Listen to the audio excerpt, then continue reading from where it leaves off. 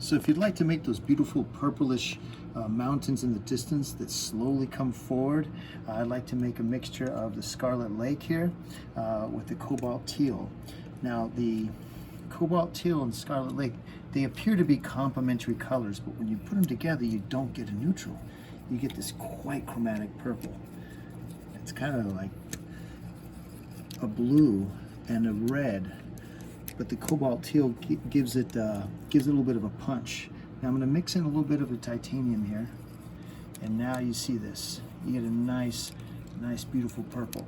So these would be some mountains, let's say in the far distance during a twilight setting. Okay, and now you need these to come forward just a little bit. Let me increase the amount here real quick. Look at that. There we go. And the reason I'm getting a purple, I'm using the purple on the twilight, is because usually the sun itself is going to be more of in the yellows. So with that purple working, you can get a nice contrast of those two complementary colors that will really give your painting some punch. All right, here we are. I'm in the distance. There's the hill. Now I got to move forward towards the viewer, towards the middle ground. It's going to lighten up just a tad, and now I'm going to add in that burnt umber.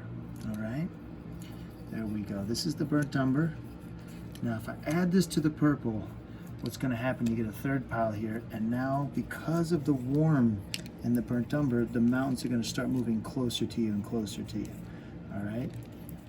Now, depending where the location of the sun is, it can go darker or lighter. So what I want to do is I'll give you a sample of the darker, warmer brown, and then the lighter, warmer brown. And between those two, you can go any direction you want. There we go. Now this lighter here, right here, this lighter guy, he needs a little more chroma, so we'll bring that back in with the burnt umber. So now you have these beautiful options.